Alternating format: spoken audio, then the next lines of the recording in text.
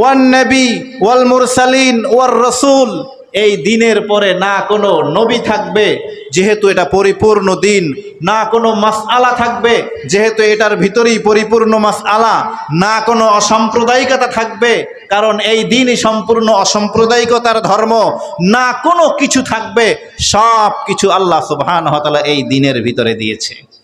সুতরাং এই দিনের ব্যাপারে যদি কেউ বলে, ইসলামের ব্যাপারে যদি কেউ বলে ইসলাম একটা অসাম্প্রদায়িক ধর্ম, এই ধর্মের ভিতরে তারা অন্য অন্য ধর্মাবলম্বীদের উপরে নির্যাতন করে, বুঝতে হবে তাদের ভিতরে কোনো ঝামেলা আছে, কারণ ইসলামের ভিতরে কোনো ঝামেলা নাই। প্যারে হাজিরিন, আল্লাহ রসুল সাল্লাল্লাহু আলাইহি ওয়াসাল্লাম, আল্লাহ রসুল সাল্লাল্লাহু আলাইহি ওয়াসাল্লাম বলেছেন, যেই ব্যক্তি জালেম, এই ব্যক্তি যত শক্তিশালী হোক, আবু বকর রাদিয়াল্লাহু তাআলা আনহু এই কথাই বলেছেন, যেই ব্যক্তি বড় জালেম, যত বড় জালেম হোক না কেন, যেই ব্যক্তি জালেম সে যত বড় শক্তিশালী হোক না কেন, সে আমি মুহাম্মদুর রাসূলুল্লাহ, আমি আবু বকরের সামনে সে সামান্য নগণ্য তুচ্ছ, কারণ এই দিন পরিপূর্ণ।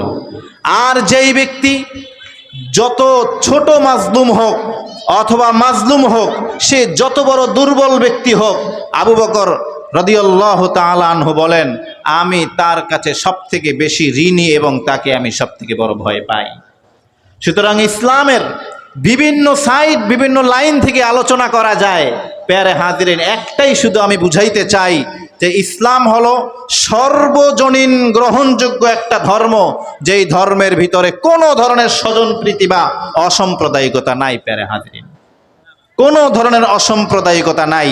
আল্লাহ রসুল সাল্লাল্লাহু আলাইহি ওয়াসাল্লামের জামানায় যেমনিভাবে আল্লাহ রসুল মুসলমানদের বিচার কঠোরভাবে করেছেন, এমনিভাবে যদি অন্যায় মুসলমানরা করেছে তাদের বিচার কঠোরভাবে করেছেন, ঠিক তেমনিভাবে যদি কোনো ইহুদি, যদি কোনো খ্রিস্টান কোনো মাজলুম হয়ে থাকে, তাহলে তার পক্ষেও আল্লাহ রসুল সাল্লাল্লাহু আলাইহি ওয়াসাল্লাম বলেছেন। আল্লাহ রসুল সাল্লাল্লাহু আলাইহি ওয়াসাল্লামের জামানায় ফাতেমা নামে একজন মহিলা, তিনি মানুষের কাছ থেকে জিনিস ধার নিত, ধার নেওয়ার পরে সেটা আর ফেরত দিত না। আল্লাহর রসুল সাল্লাল্লাহু আলাইহি ওয়াসাল্লামের কাছে যখন বিচার আসলো, আল্লাহর রসুল সাল্লাল্লাহু আলাইহি ওয়াসাল্লাম ওই ফাতেমার হাত কাটার ব্যাপারে সিদ্ধান্ত দিয়ে দিলেন, হাত কাটতে হবে। ফাতেমার পরিবার পরিজনের লোকগুলো পেরেশান হয়ে গেল, কি করা যায়? আল্লাহর রসুল সাল্লাল্লাহু আলাইহি ওয়াসাল্লামের কাছে কে সুপারিশ করবে যাতে করে কোনো রকম তার হাতটা কাটা না যায়? আল্লাহর রসুলের সামনে কে যাবে এমন কেউ সাহস করে না। সিদ্ধান্ত মোতাবেক যায়েদ রাদিয়াল্লাহু তাআলা আনহুকে বলা হলো, যায়েদ যদি আল্লাহর রসুলের কাছে গিয়ে একটু সুপারিশ করে তাহলে মনে হয় আমার এই ফাতেমার হাতটা মনে হয় কাটা যাবে না। যায়েদ রাদিয়াল্লাহু তাআলা আনহু আল্লাহর নবীকে সুপারিশ করলেন, আল্লাহর নবীকে বললেন, আল্লাহর নবীকে বলার পরে আল্লাহর নবী রাগ হয়ে গেলেন। যায়েদ রাদিয়াল্লাহু তাআলা আনহুকে বললেন, যায়েদ তুমি কি চাও একজন ব্যক্তির কারণে আল্লাহ সুবহানাহু ওয়া তাআলার একটা হুকুমকে, একটা আদেশকে আমি অমান্য করে একটা মহিলার পক্ষে থাকবো, এটাকে তুমি চাও? আল্লাহর নবী ঘর থেকে বের হলেন, খুতবা দিলেন। খুতবা দেওয়ার ব্যাপারে সময় বললেন, শুনে রাখো, লাউ কাতাত ফাতেমা বিনতু মুহাম্মাদিন লাকাতাতু ইয়াদাহা, যদি ফাতেমা, আমার মেয়ে ফাতেমাও যদি চুরি করত, আমি মুহাম্মদুর রাসূলুল্লাহ সাল্লাল্লাহু আলাইহি ওয়াসাল্লাম কোনো ধরনের স্বজন প্রীতি করতাম না, আমি ফাতেমার হাতই কেটে দিতাম। বলেন সুবহানাল্লাহ। এরপরে অপর দিক থেকে আর একটা বিচার, ইহুদি এবং একজন মুসলমান নামধারী, বিশির নামে একজন মুসলমান নামধারী ব্যক্তি আল্লাহর রসুলের কাছে একটা ঝগড়া নিয়ে মীমাংসার জন্য আসলো। আল্লাহর রসুল সাল্লাল্লাহু আলাইহি ওয়াসাল্লাম গবেষণা করে, চিন্তা করে আল্লাহর রসুল সাল্লাল্লাহু আলাইহি ওয়াসাল্লাম ইহুদিদের পক্ষে রায় দিলেন, ইহুদির পক্ষে রায় দিলেন, ওই মুসলমান নামধারী মুনাফিকের পক্ষে রায় দেন নাই।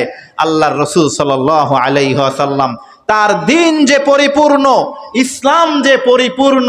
এই ইসলাম পরিপূর্ণতা এভাবেই যে ইসলাম সবসময় মাজলুমের পক্ষে থাকবে, ইসলাম সবসময় হকের পক্ষে থাকবে, ইসলাম সবসময় রাইটের পক্ষে থাকবে, সে যদি অন্য ধর্মেরও হোক। সুতরাং ইসলাম ধর্ম কখনো এই কথা শিখায় না অন্যায়ভাবে কোনো অন্য ধর্মের লোকের উপরে অন্যায় মিথ্যাচার করবে, অন্যায়ভাবে অন্য ধর্মের লোকের উপরে কখনো হামলা করবে, ইসলাম এই কথা শিখায় না। সুতরাং মুসলমানরা কখনো এই কাজ করতে পারে না। সুতরাং ইসলামের ব্যাপারে, মুসলমানদের ব্যাপারে যদি কেউ, আমার এই দেশের মুসলমানদের বিরুদ্ধে যদি কেউ কখনো অন্য অন্য দেশে প্রপাগান্ডা ছড়ায়, তাহলে মুসলমানরা এই ধরনের অন্যায়ের সঠিকভাবে জবাব দেবে। ঠিক কিনা পেয়ারে হাজিরিন? এই বিষয়ে আমাদের পরিষ্কার থাকতে হবে, আর এর দর্শ আমাদের কাছ থেকে নিতে হবে। এই জন্য পেয়ারে হাজিরিন, উলামায়ে কেরাম কওমি মাদ্রাসা থেকে জন্ম হয়, আর কওমি মাদ্রাসা থেকে যে উলামায়ে কেরামরা বের হয়, তারা আপনাদেরকে সঠিক দর্শ দেয় ইসলাম সম্পর্কে, দিন সম্পর্কে সঠিক দর্শ দেয়, ইসলাম সম্পর্কে আপনাদেরকে সঠিক দর্শ দেয়। এই দর্শগুলো আপনারা গ্রহণ করবেন। ইসলাম এমন একটা দর্শ, ইসলাম শিক্ষা করা এমন একটা জরুরি আমাদের জন্য, যেখানে প্রতিটা পদে পদে আল ইয়াউমা আকমালতু লাকুম, প্রতিটা সেক্টরে একেবারে নিজের ব্যক্তিগত জীবন থেকে, নিজের পারিবারিক জীবন থেকে রাষ্ট্রীয় জীবন পর্যন্ত সব জায়গার দর্শগুলো আছে। আর আপনাদেরকে এই দর্শগুলো শিখাবে উলামায়ে কেরাম। আর উলামায়ে কেরামদেরকে সেই জন্য মহব্বত করতে হবে। আর উলামায়ে কেরামদেরকে মহব্বত করতে হলে উলামায়ে কেরামরা যেখান থেকে বের হয়, তালিবুল ইলমদেরকে মহব্বত করতে হবে। আর তালিবুল ইলমরা যেখান থেকে বের হয়, মাদ্রাসার প্রতি মহব্বত করা লাগবে। বিশেষ করে কওমি মাদ্রাসাগুলো যেখান থেকে সারা দুনিয়ায়, বিশেষ করে বাংলাদেশের উলামায়ে কেরামরা, বাংলাদেশের ভিতরে সহ সারা দুনিয়ায় তারা এই সত্যিকারের ইসলামকে প্রচার করে, তারা যেখান থেকে বের হয়, ওই মাদ্রাসাগুলোকে আমাদের মহব্বত করা লাগবে কিনা? প্যারে হাজিরিন, এই মাদ্রাসার যখন যা প্রয়োজন আমাদের দেখতে হবে, কারণ ইসলামকে বাঁচাতে হলে, দ্বীনকে বাঁচাতে হলে, পরিপূর্ণ ধর্মকে বাঁচাতে হলে, কারণ হাযা দীনুন লা দীনা বা'দাহু, এটা এমন দিন যার পরে কোনো দিন আসবে না। হাযা নাযাল আলী মুহাম্মাদিন সাল্লাল্লাহু আলাইহি ওয়াসাল্লাম, মুহাম্মদ সাল্লাল্লাহু আলাইহি ওয়াসাল্লামের এই দিন অবতীর্ণ হয়েছে। সুতরাং মুহাম্মদ সাল্লাল্লাহু আলাইহি ওয়াসাল্লাম পরিপূর্ণ নবী, তারপরেও আর কোনো নবী আসবে না। এই ব্যাপারে আমাদের সকলকে কি থাকতে হবে?